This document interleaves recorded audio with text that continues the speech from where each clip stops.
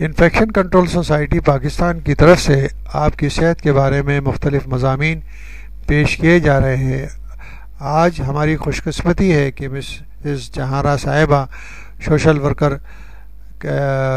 جو رچمنڈ ہل کینیڈا میں رہتی ہیں، وہ ہمارے اسٹوڈیو میں موجود ہیں۔ وہ آپ کو دماغی صحت کے بارے میں کچھ باتیں اور کچھ گزارشات آپ کی سماعت کی نظر کریں گی، تو میں مسز جہاں صاحبہ سے گزارش کروں گا کہ ہمارے سامعین کی خدمت میں کچھ ذہنی صحت کے بارے میں معلومات مہیا فرمائیں۔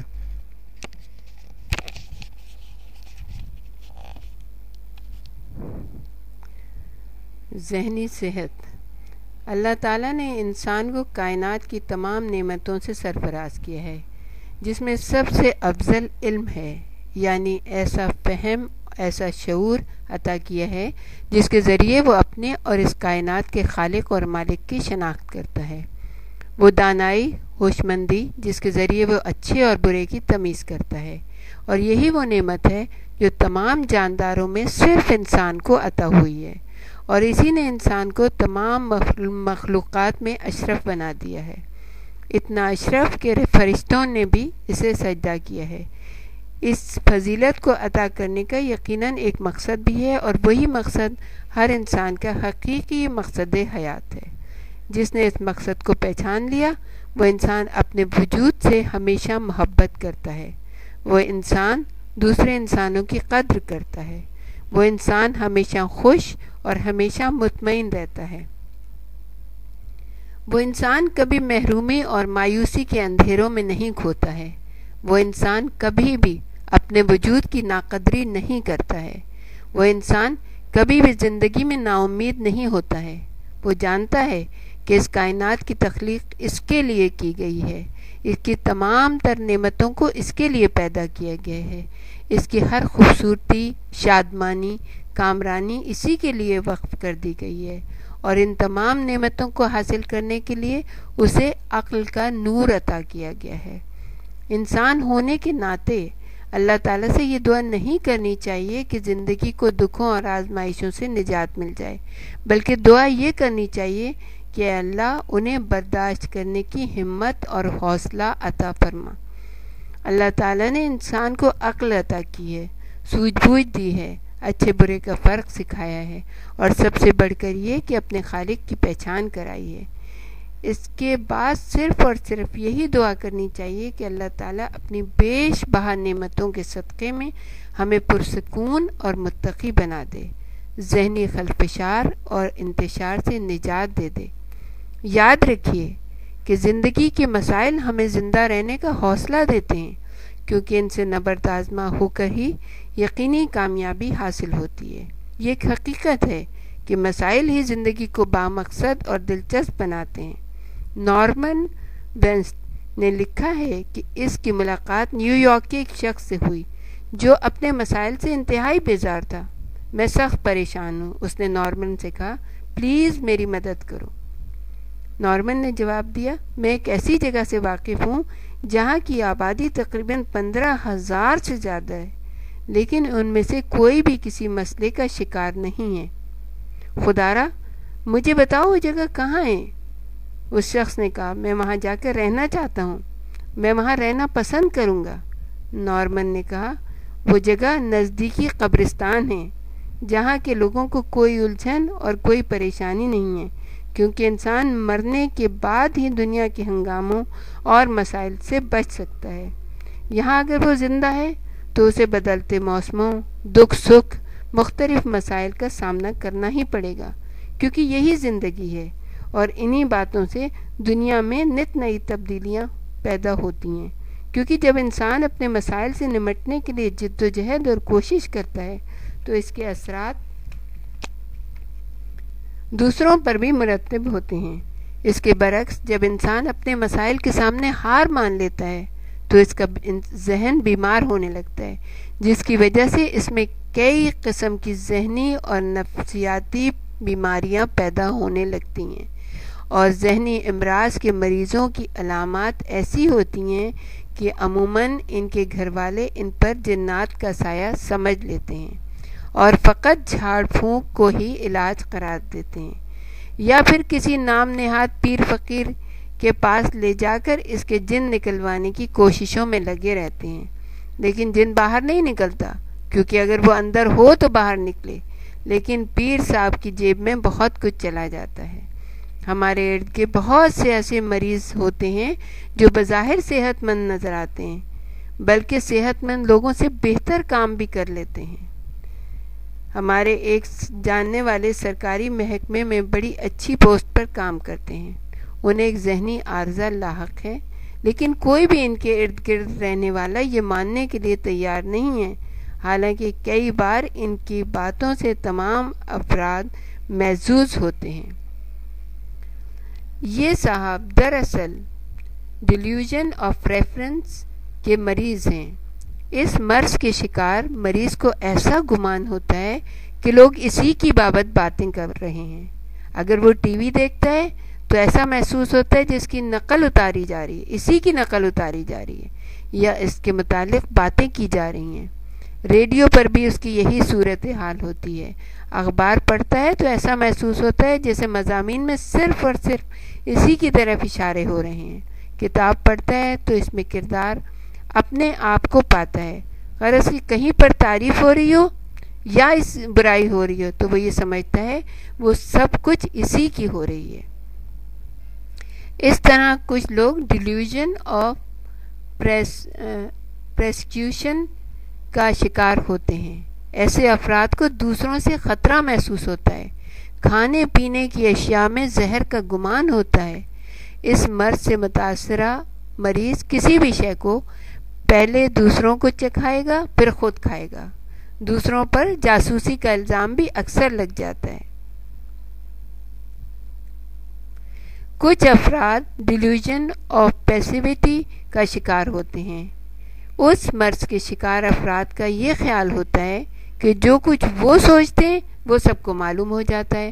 ایسے افراد کو کبھی کبھار ایسا بھی معلوم ہوتا ہے کہ ان کے خیالات ان کے نہیں ہیں، جبکہ دوسروں کے خیالات پر بھی یہ شبہ ہوتا ہے کہ یہ تو میرے خیالات ہیں، اس شخص کو کیسے معلوم ہو گئے۔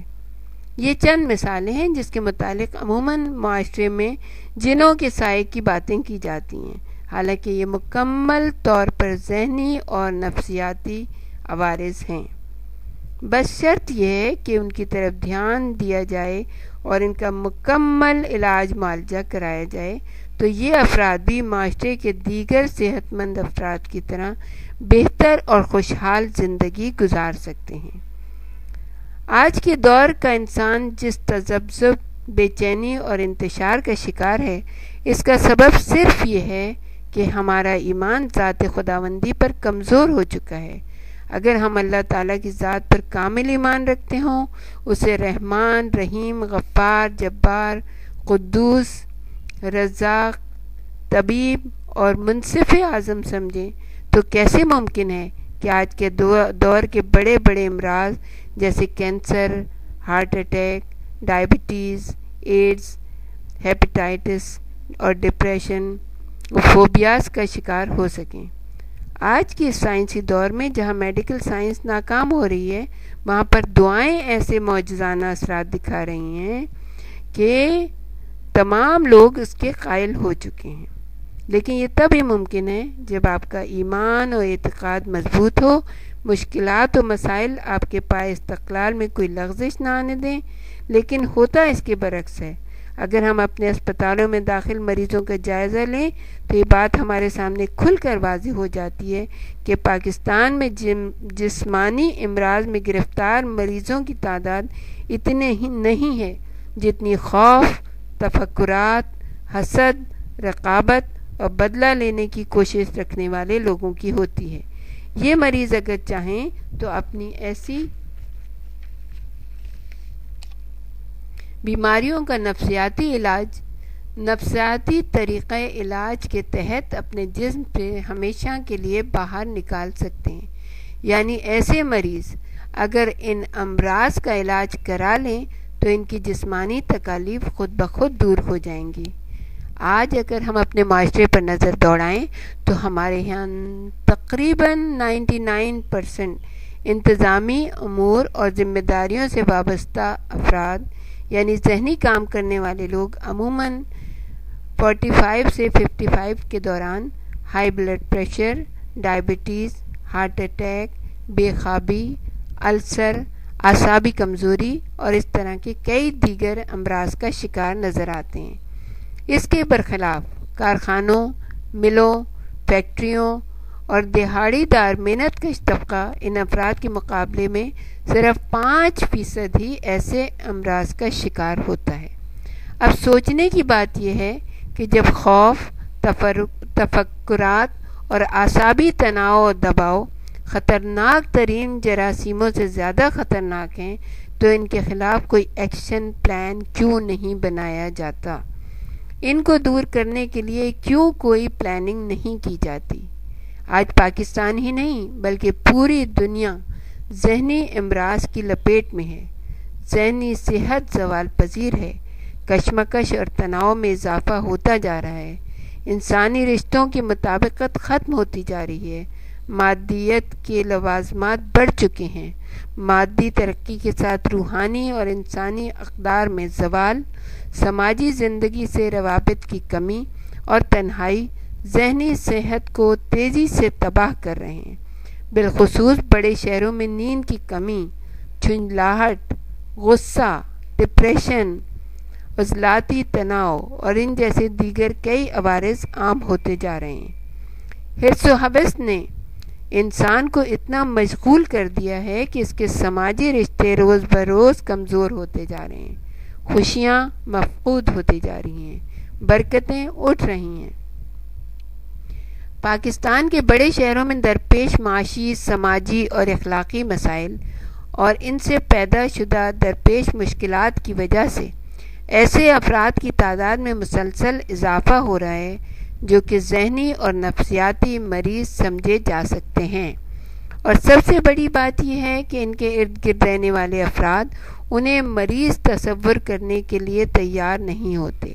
اسی طرح دیہی علاقوں میں ذہنی اور نفسیاتی مریضوں کو مست ملنگ قرار دے کر کسی مزار، درگاہ یا پھر کسی عامل کے رحم و کرم پر چھوڑ دیا جاتا ہے۔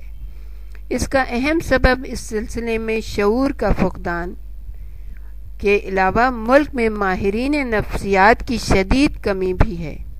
اس حقیقت کو سمجھنا چاہیے کہ جذبات اور ہیجانات انسانی جسم پر براہ راست اثر انداز ہوتے ہیں۔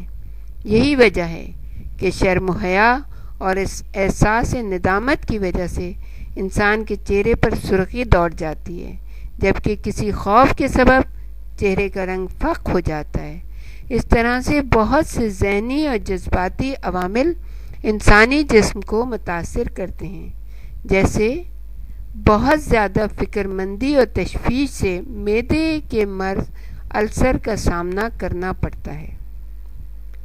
خوف اور صدمہ انسان کو کمزور کر دیتا ہے، جس کی وجہ سے کئی بار ایسے حالات میں انسان پر کشی طاری ہو جاتی ہے۔ ذہنی تناؤ کے سبب سر درد مسلسل رہنے لگتا ہے، اور جیسے ہی ذہنی تناؤ اور دباؤ سے نجات ملتی ہے تو سر کا درد بھی رفع ہو جاتا ہے۔ بہت زیادہ پریشانیاں انسان کی جنسی صلاحیتوں پر بھی اثر انداز ہوتی ہیں، جس کی وجہ سے ایسے حالات میں انسان اس عمل سے محروم ہو جاتا ہے۔ بہت زیادہ غصے میں رہنے سے ہائی بلڈ پریشر کا عارضہ لاحق ہو جاتا ہے، جو بہت جلد دیگر خطرناک امراض کا پیش خیمہ ثابت ہوتا ہے۔ بہت زیادہ فکر مند شخص کی جلد پر جھریاں نمایاں ہونے لگتی ہیں اور بال وقت سے پہلے سفید ہو جاتے ہیں۔ فکر اور پریشانیاں نظام ہضم کے بگاڑ کی ذمہ دار ہوتی ہیں۔ یہ چند ایک مثالیں ہیں، ورنہ انسان کے ذہنی اور جذباتی عوامل اس کے جسم پر اثر انداز ہو کر بہت سے پیچیدہ امراض پیدا کرنے کا باعث بنتے ہیں۔ ایسے افراد جو تھوڑی سی بیماری سے بہت زیادہ پریشان ہو کر اس بیماری کو ذہن پر مسلط کر لیتے ہیں، وہ دیر سے صحت مند ہوتے ہیں، جبکہ ایسے افراد جو بیماری کو اپنے اوپر سوار نہیں ہونے دیتے، وہ بہت جلد یا کئی بار بغیر کسی دوا کے ہی ٹھیک ہو جاتے ہیں۔ اس کی وجہ یہی ہے کہ بیماری کو سوار کرنے سے قوت مدافعت کمزور ہو جاتی ہے، جس کی وجہ سے انسانی جسم صحت مندی کی طرف راغب ہونے میں دیر لگا دیتا ہے، جبکہ بیماری کو مسلط نہ کیا جائے تو قوت مدافعت مستحکم رہتی ہے، جس کی وجہ سے بیماری اس کے زیر تسلط آ جاتی ہے اور بیمار جسم ٹھیک ہو جاتا ہے۔ ایک صحت مند جسم کے لیے صحت مند ذہن کا ہونا ضروری ہے۔ ایسی بے شمار بیماریاں جیسے سر درد، حافظے کی کمزوری، ذہنی تھکن، بصارت کی کمزوری، ہکلانے کی عادت، ذہنی تناؤ دباؤ، احساسی کمتری یا اس طرح کی دیگر بیماریاں جو کہ ذہنی اور نفسیاتی ہوتی ہیں لیکن ان کی طرف سے لاپرواہی برتی جاتی ہے، جو کہ جسمانی عوارض کا باعث بن کر کئی پیچیدگیاں پیدا کر سکتی ہیں۔ اس لیے اگر ایسے امراض کا علاج کرانے کے لیے نفسیاتی عناصر کا تدارک کیا جائے تو جسمانی بیماریاں خود بخود دور ہونے لگتی ہیں۔ یاد رکھیے گا کہ زندگی گزارنے کے لیے ہمیشہ پرامید اور مثبت انداز اختیار کریں۔ وہمیں اور نا امیدی انسان کو کمزور کر دیتی ہے،